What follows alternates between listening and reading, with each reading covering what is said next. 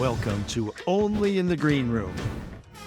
Tell the mama you got company waiting for you at home. But now you better hurry, hurry the mama. Don't leave that. All right, we're going to start it like this. Mark Mullins, welcome to Only in the Green Room. Well, hello. Thanks for having me. Man, and I want the listeners to know that we're not yelling at you if we speak up, because I know you've been playing many sets here at French Quarter Fest and throughout your career, so the acoustics in there may call for us to speak up. There's so we're not yelling. Great band playing right out there too. Yeah, so we are not yelling. But just welcome. Thanks for sitting down with us. Just such a pleasure to meet you. Thank you. We, it started for us because we were tracking down your son, Michael, because of the New Orleans Legacy Coalition, who played on this stage here yesterday, the Loyola stage. I like to say it, the Loyola Esplanade and the Shade stage, because if I can get that out, I'm doing okay. So we were making arrangements to interview those guys, and I thought, well, what about Bonerama? I mean, let's go to the source. So thankfully, Jonathan McHugh connected us. I think, is that how this happened? Through an email. So, so before we get into sort of you and your background, yesterday we did see your son and the New Orleans Legacy Coalition play. And then after, we had the privilege of interviewing River Ecker and his dad, Jake. And we had met them before, and actually they sat down with us last year. And then we got Omari and Cyril Neville. All together talking about it, and they were the dads were pretty emotional about it, especially Cyril. He was just like, wow. So we get to ask you now what that was like yesterday, stepping onto the stage. Well, A, watching them, and B, stepping onto the stage with them. It's surreal. Well, to watch them for one is it's mind blowing as a father. You know, to see not just my son Michael, but like you said, Omari, Cyril's son, and River, Jake's son, and the other guys in the band too, who have similar situations. Like, to see the music being treated with such respect by these young people means the world to us, because that's how I was raised. That's how I still treat New Orleans music. Like, I'm still learning, and they have that. You know, they have that. Like, they want to be students of the music, but like, they're having fun with it too.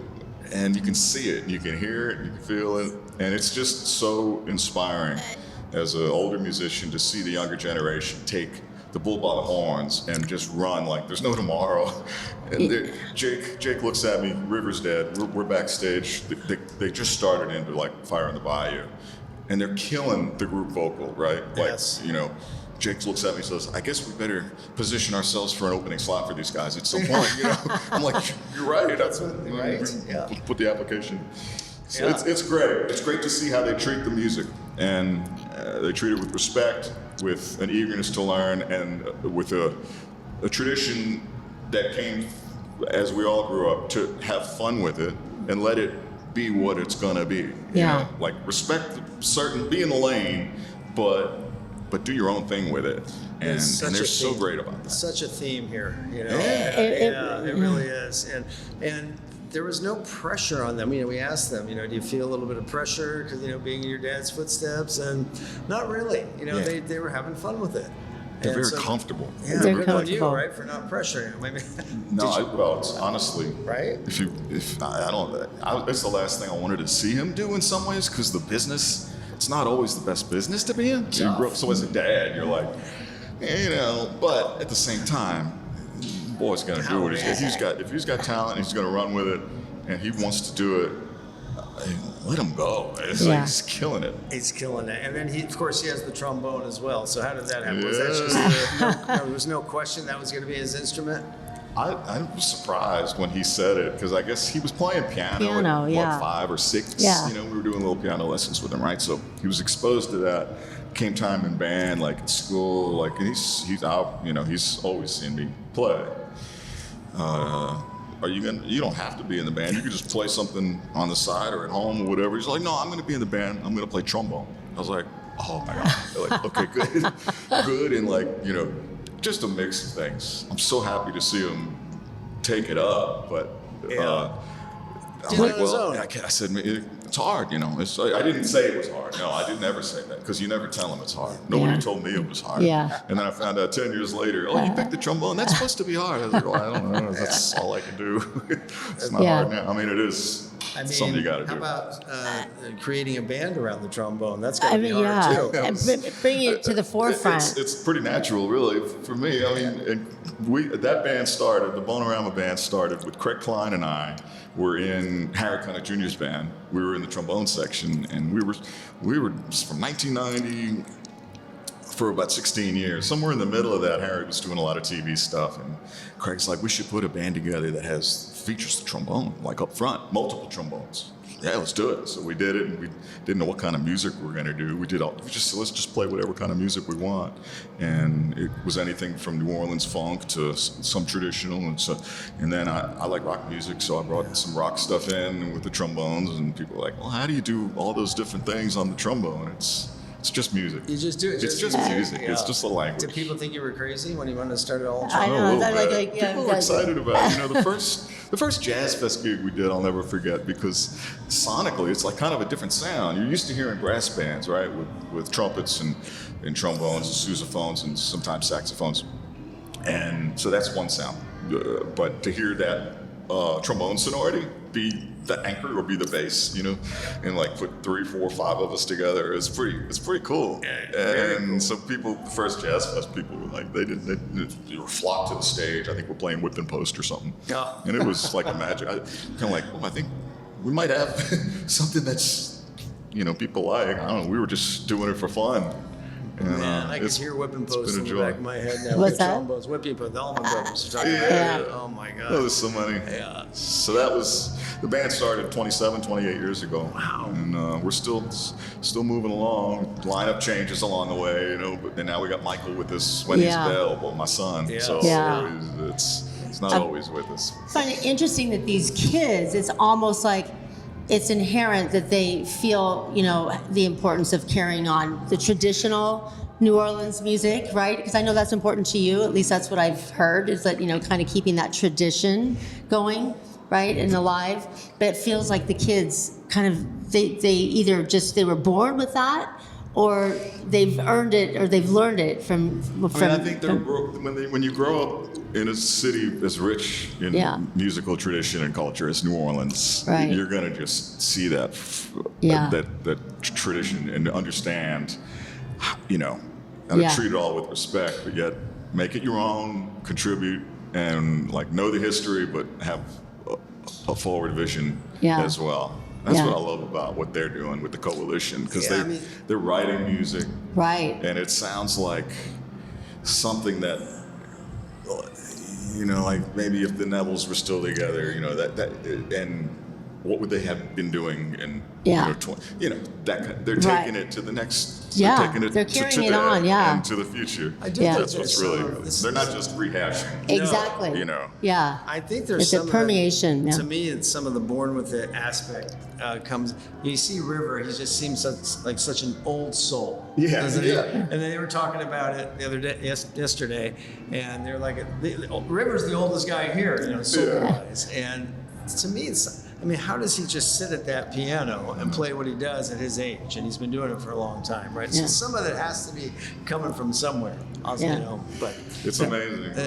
And with Michael, we see, there's probably so many musicians here, but like with Michael, when he first started playing piano, he just had the very first piano lesson, I'll never forget it. He was like, and at home, you know, even without the lessons, just a certain touch, feel to it. I'm like, okay. And it's amazing. It's very, very natural, just the whole thing. And we always called him an old soul, even if he wasn't, even not associated with music. He was just like, he was talking about Michael. We were in the house when he was like 1 or 2 or 3. There was just something in his eyes, there's something about him. It was kind of like, that's an old soul there. And, how did you talk to us a little bit about how you got started in music? Was it similar? You know, my brothers played in the band at school. You know, I don't have a real glamorous story necessarily. I grew up in the suburbs, you know, and so I just wanted to play. And I was going to play saxophone, and my orthodontist said, no, don't play saxophone because it'll mess up. We're about to do braces. I'm like, okay. And my brother said, play trombone. It'll go, or whatever. There's nobody playing trombone, first of all, in the band at that time. Yeah. And you'll be first chair right away. I was like, okay, I'm 8 years old, right? So I'm like, whatever, I'll play trombone. And then I really started liking it. And I started listening to my dad's albums. My dad had a great record collection, which I still have, you know, and just the original Louis Armstrong, Fats Domino, you know, Little Richard, all specialty stuff, a lot of stuff that was recorded just miles away from where I was growing up. And at that time, I didn't even know the history. I just was playing records that I liked, playing along, you know, even if it didn't have trombones on it. And so I would learn how to find my way in the music with the horn that way. And that's just what a lot of people do. You know, you listen to music, emulate it. So but it was playing with Harry that when you decided to take it to the next level. You had to be at another level before I got into that. You know, 'cause this was probably 1990 when Harry had got really famous really quickly, and he put a band together of like half New Orleans guys, half New York guys, and so everybody had to have some ability. I mean, it was actually a really good band of musicians to start, and it became, in my opinion, it became a great band very quickly. You know, everyone's musicianship went up quickly, just being around Harry, his work ethic, how he did things, what he demanded from us. There was a lot of pressure on him at the time to have a killer band, and at first it wasn't always really happening all the time. It took a little while to get it dialed in and tuned up, you know. And Harry got us playing really well together. And, that's awesome. I think when I was saying next level, I meant taking the trombone to the front, to the forefront. That was more your I mean, it was a big band format. So we were, you know, it was a traditional big, you know, 5 saxes, 4 trombones. And 4 trumpets and all that. And then Harry did the funk band for a little while, did some of that, and that was fun. That was more of a horn section thing. But it was really Bonerama when did that's what I mean. To really put the trombones up front. That was so much fun, you know. How does the Dirty Dozen brass band fit into that history? Well, we were definitely influenced by them. I mean, they have multiple instruments. I mean, different. They don't have just trombones. So you know, they have. It's more of a brass band with a rhythm section. With rhythm, but their approach to doing different kinds of music when they started was groundbreaking. And it was like, so we loved that, and we were inspired by that, of course. But they had already been around at least. I'll get this wrong, but they probably were around at least 10, 15 years before Bonerama started. So Jake played with them too, huh? Jake Eckert? Did Jake play with Jay? Yeah, that's right. He did. He did it at some point. I can't remember when. I'm curious how did the legacy? Who started that? Whose idea was that? I think it was Bradford Lewis, the guitar player, whose father's also a great guitar player, and Michael. I think it was Bradford's idea, but you have to ask Michael for sure. Okay, we're gonna ask Michael. I think they kind of came up with the idea so we could. And they started thinking about all the young players in town that they knew about that had fathers that were playing music. And it's like, hey, this would be kind of cool. It's such a great idea. I know. I mean, it's like I think it's truly like when we were reading it, I'm like, this is so cool. I mean, it is very cool. I just think, now, how do you deconstruct the arrangements, you know, from a rock song? It's like Zeppelin to. I mean, that's with Bonerama. Like that. Oh, to me, you just kind of hear things that, as a horn player, you would know this would lay well. This is like a riff that would play pretty well on the trombone. Wow. And we'll try it in rehearsals, you know, and usually you're kind of right. You kind of get it right. I mean, it's like this is gonna work. You know, I brought in Radiohead one time, and people were like, Radiohead, how's this gonna work? It was great. I mean, it's a great band. You're right. You know, Matt Perrine, sousaphone. These days we have Eric Bolivar, who was with us for a long time, went away for a little while, and came back. So he's just killer, and it's a testament to the guys in the band. You know, and as an arranger, you write for the band. You know, you know what the band can and can't do, but this band is like, I call Bonerama when we Mullins with those guys because right. they can play anything, and nobody wants to be the jack of all trades, master of none. But these Right. guys are just masters at their instruments. Every single one of them. I mean, it's a lot of each of the improvising. bone players. Yeah. So it's fun as an arranger because you kind of can't go wrong, and if you do, it's usually your own fault. It's not their fault. That's incredible. Well, I mean, just seeing your excitement. It's been 1998, right? Yeah. Is when, right? It's a Yeah, lot yeah. of years, right? Yeah. And so, has it changed a lot? I mean, and like, where are you going with it? Is it anything? Just keep doing what you're doing. We're constantly bringing in new stuff. That's one thing. Yeah. You have to bring in new material all the time. Keep Yeah. it fun. Keep writing. We don't do it enough. We have to hey, we got Yeah. And I don't know if it was Anders or somebody, a songwriter I respect, and you hear a lot of songwriters say it.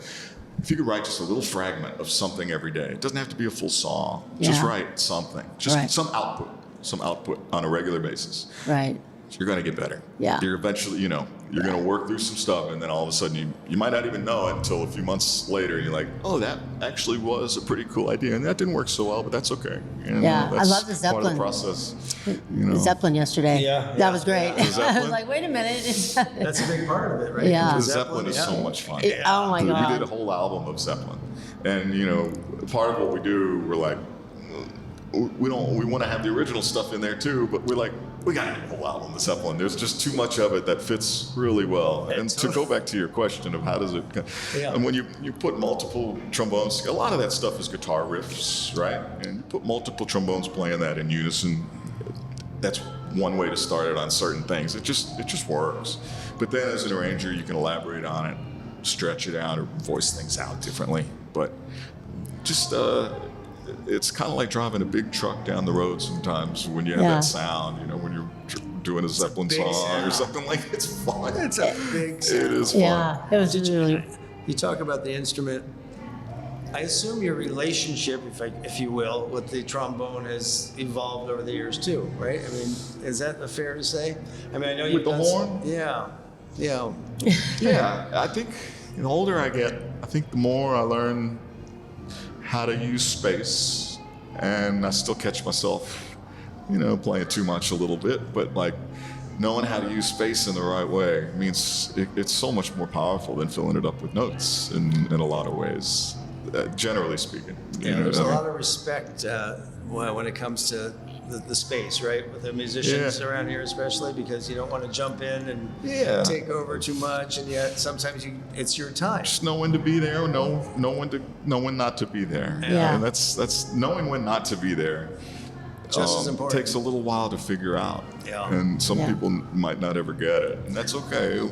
That's not okay. That's not okay. Actually, it's not okay. You should figure out when not to be there. That's right. You should know that, and you should be open to when it's time to be there, right? And that's not easy either. Yeah, and you right? go. I have a question. Go ahead. That's what we're here for. So, what advice are you giving Michael? Very little. Right. I had a feeling you were going to Very say that. little. It's like when you go get a haircut. The more you say, the worse your haircut's going to be. And so, It's a good I know analogy. I'm his dad, but you gotta really at first, as a new dad, you're just all over him, right? And he's gonna, if he hears this, he's gonna say, "Dad, you're still all over me. Just shut the hell up."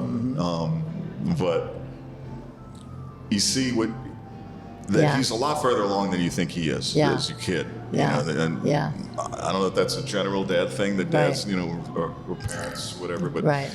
they're further along than you think. Right. And if you've just watched them and maybe occasionally keep them in the lane a little bit and be there for them Yeah.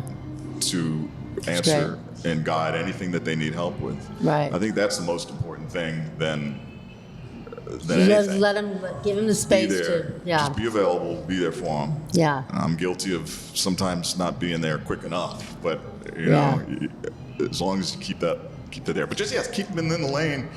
A lot of this stuff he wanted to figure out on his own, and it's going to be better for him if he does. Right. He'll learn his own lessons, like we all do with other things. Yeah, exactly. But I would they stick better when you learn them on your own. It's so true. I Right. would think that the kids, though, are probably helping the older, like the dads learn more about even the business aspect of it, the way music is distributed today, right? Well, the business stuff for sure. Yeah.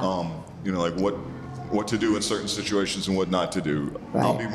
I'll be definitely more vocal about that stuff than I will be about The music. what chords he wants to put in his Yeah. new song, Yeah. like or his trombone playing. So I don't know. But it's an interesting relationship because sometimes it's like sometimes it's not my son. It's almost like it's very surreal, especially on stage. It's like it's just this professional musician that you still respect, but this happens to be the diapers kid too. Yeah. And I say that a lot, but it's really Super surreal cool. to think that those two things are the same, that those two people are the same. Your mind has to separate it sometimes, right? Yeah. And I guess in the stage moment, there's this common respect and goal of all being there, not for each other, but for the music that's happening. Yeah. And so you saw all that other stuff sort of evaporates away. Yeah. Yeah. Does that sound corny? I don't No, know. I believe It doesn't It's sound. kinda- No, not at all. The familiar thing goes It's just like away. you're there for the music, and Yeah. so It's not just your son anyway. It's the guy reacting playing. off. Yeah. It's Yeah. somebody's on the stage. Another creator. Another creator, yeah. Do you guys ever watch after a performance, like video of? Do I watch it? Yeah, yeah. I do. I record almost everything that I play. Like it's at least with our band. Yeah. To learn from. I learned this a long time ago that there's no better way to learn about what you're doing wrong or what you would like to be doing that maybe you're not doing than to watch yourself or listen to yourself recording. You don't know when you're up there playing and you go home and you just go to sleep. Yeah. You don't see it the same way. Yeah. You're seeing it from a different Totally. perspective, and you think it was one thing, but when you see it come back on a video or Yeah. on a recording, you'll hear things that you need to hear. Yeah. Yeah. And it's You don't want to go back, right? Because you might be a little scared. yeah. Oh, it's not easy. Not easy. Yeah. It's to not do that. easy, especially if it was a gig that you don't feel was your best, and you have to, I got to do my homework. I got to listen to this and see how to make it better next time. Yeah. And so Michael does that too. I think maybe that a lot of the young people do. It's good. But you didn't say something? go ahead. No, I was just gonna, so we talked it with a lot of artists, like there's a guy that loans out guitars that he's picked up at auctions that the Grateful Dead played, and then he'll let them play the guitars. And a lot of times we hear that playing the guitar sometimes, especially when they're improvising, it feels like they're not playing it at times. Like it just kind of takes over. Does that happen with the trombone? Is that something that? Yeah, it can happen. I guess with any instrument, you sort of just You're just noodling around or just playing, letting it kind of Then there's what's the game? The book. I mean, the Inner Game of Tennis, and I forget the writer's name, but he wrote a whole series of them. Inner Game of Golf, music, whatever. Right, But the yeah, I know who principles are the you're same. talking There's like self one and self two, and self one is that voice. Oh, that was great.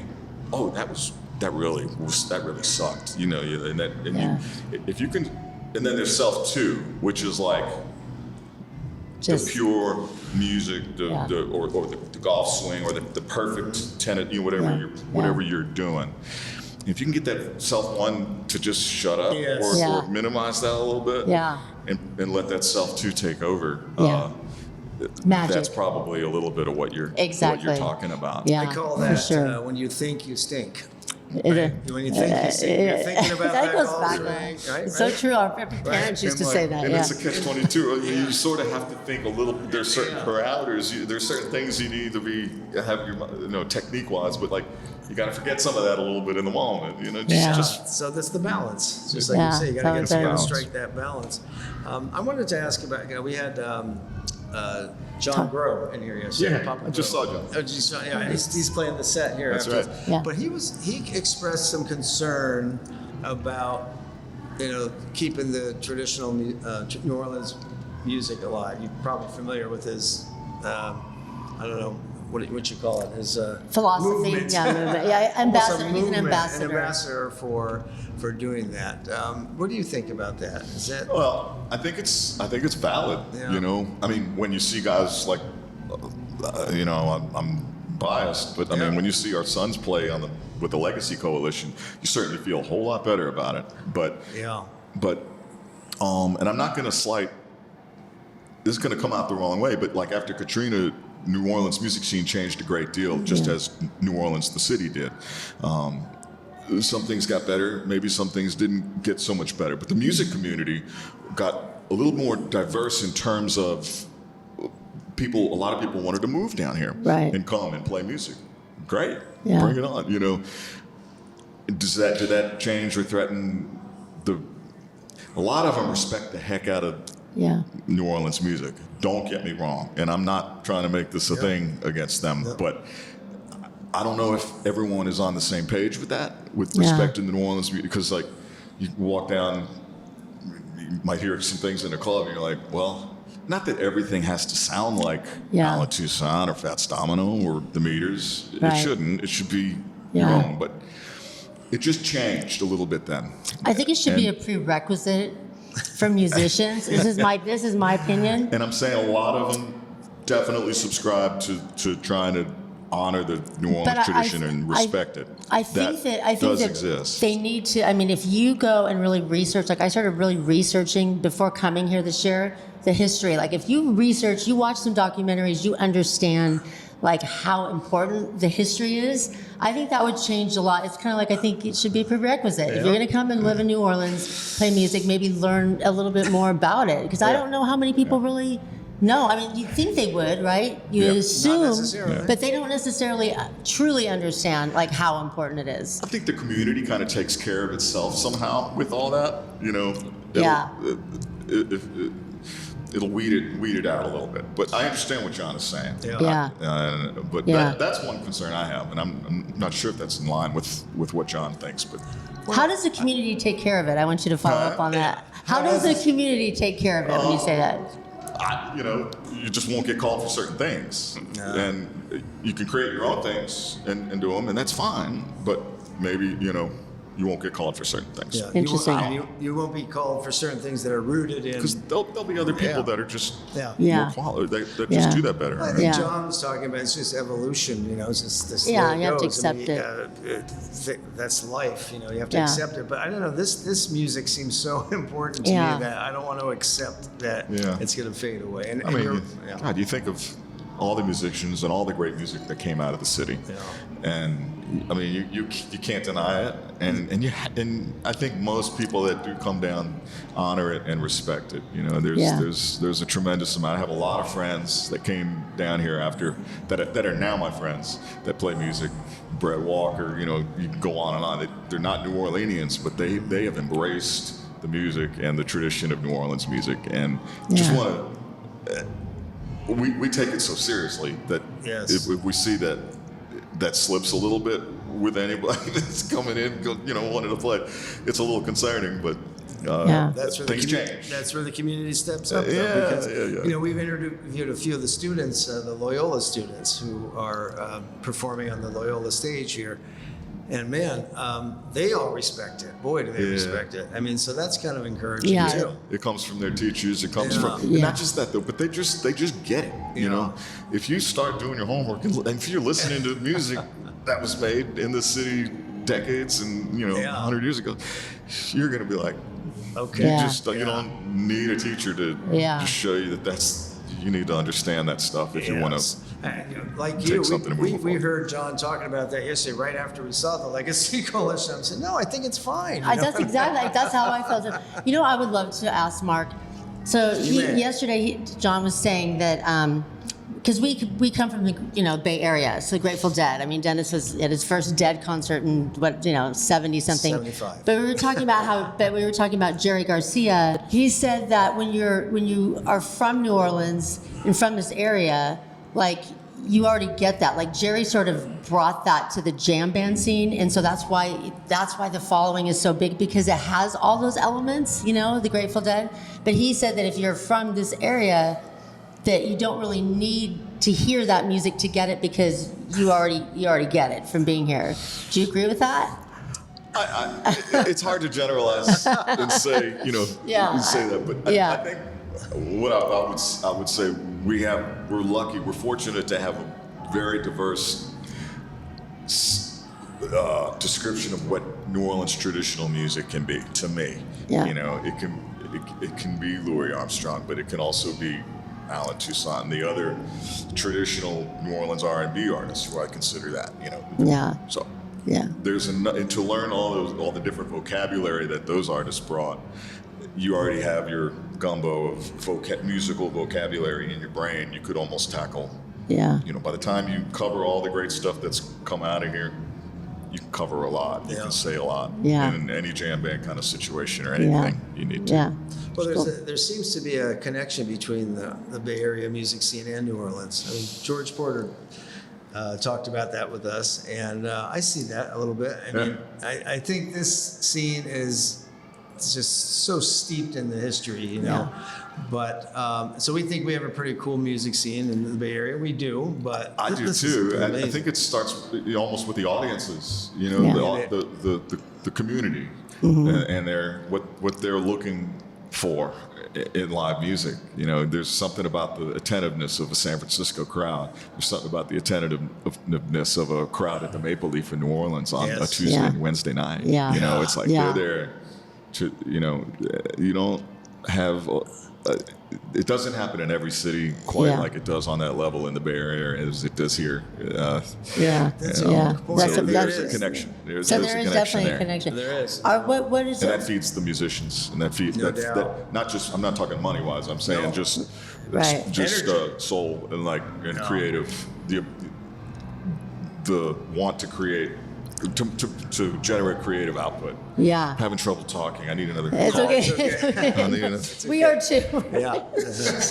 I was just thinking, I need so some much water. to say. I want to say something about talking. Your voice. How much are vocals incorporated into your performances? In ours? In yours. In ours. In particular. Well, I'm as far as a singer, you mean? Yes. I'm a second-rate singer, if that. Right. Maybe the guys in the band might say fifth or sixth, seventh rate, if that is. No, I'm a trombone player first.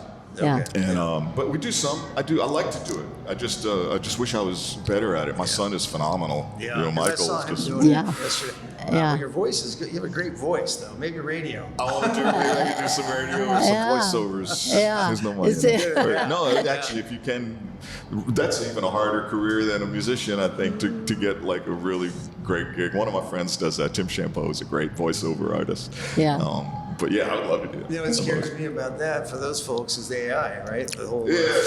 Yeah. It's a whole other rabbit hole. I mean, sort of this is like a digital age too, and it seems like the trombone, you know, it's not a digital instrument. If you will. I mean, You just synthesize. I run it through a guitar amplifier, but that's different. That's still analog. I mean, you know. Yeah. Right. Yeah. I'm just playing guitar through my trombone. That's Yeah. all I'm That's doing. amazing. That's I so love it. cool. I love that. It's so much fun. What do you have coming up? What are Well, you excited about? We got a lot. We got Jazz Fest. This is our favorite time of year, right? All the musicians in New Orleans. We're just like, Yeah. everyone's running crazy. You know, everyone puts their list of shows up right on Facebook or Instagram, and that's one thing. But there's the most? Yeah. this invisible stuff that happens in between those shows that you Yeah. don't see. That's Right. just, you know, it's just chaotic time of year, but we love it. It's Yeah. what we're here for. It's what we Everybody's here. Love So doing it. where do you go after Jazz Fest? After Jazz Fest, we got some things in New Jersey. We got Michael Arnone's Crawfish Festival in Augusta, New Jersey, Okay. which he's been doing that a long time. We go up there quite a bit, almost every year. So we're excited to get back to that. That's on Memorial Day weekend. We'll be there. Okay. I think it's on the. I'm sorry, Michael. I think on the Saturday for the campers set, and then we have something in Ardmore, Oklahoma, at a performing arts center in a couple weeks. And then New York City in June with some other Northeast dates around that. And we're kind of all this is promoting our new album, So Much Love. So Much Love. Bonerama's- When does that come out? Bonerama's 8th album in our 27-year history. And Is that out yet? it came out in January, and we just are about to release the vinyl edition of it because we made CDs and put it out on digital first on Spotify. But we have vinyl that we just got in, and we're going to put that out next week. Fantastic. Oh, that's good. It's perfect timing. This is for this. We've been collecting vinyls for the people we interview. Oh, we I should have brought some. No, Yeah, we'll pick we'll one track up. you down. We'll pick one up because that's just a great memoir. I mean, not a Yeah, memoir. yeah. We actually play it and hear the richness. It's called So Much So Love, cool. and it features. We got a bunch of special guests: Trombone Shorty, Johnny Sansone, Ivan Neville, Cyril Neville, River Eckert, and I'm forgetting some. Omari Neville. Did I say Omari? Omari Neville. I love it. A lot of people, and I'm leaving some out. It's a great name. It's a perfect name. Omari? No. So much love. So much love. Yeah. I thought Omari's a pretty cool name. Omari's a good name too. Omari too, but better than so much Mark, love. you I know? was like, it's perfect. Yeah. You guys ever get out to the West Coast? Yeah. No, not enough. Not enough. No. It's kind of far, right? It is. We need to get out there more. Yeah. We did. It's been a few years. Well, we did some stuff at the brewery in Sierra Nevada. Oh yeah. Ooh, I love that place. Yeah. I'm not drinking these days, but that is so Yeah. good. I love it. Yeah. It's really, really time. good stuff. Well, we're just so pleased to, I know. first of all, talk to you and have man. this chat. So Thank nice. you, guys. Thank Thank you. y'all. I know it's hard after performing too. Yeah. Very Thank you very cool. much. Thank you. Yeah, I really appreciate All right, the time. Yeah. Thank you. Thank you. Thank you. Thanks for Really having me. appreciate it. Fun. Hey everyone, this is Tammy from Only in the Green Room. Thank you so much for listening to this episode. And if you enjoyed it, be sure to listen to our bonus track, which is with River Eckert. We caught up with him, along with his mom and dad, Jen and Jake Eckert, right before they left for River's debut European tour in France at the High Sierra Music Festival. Enjoy.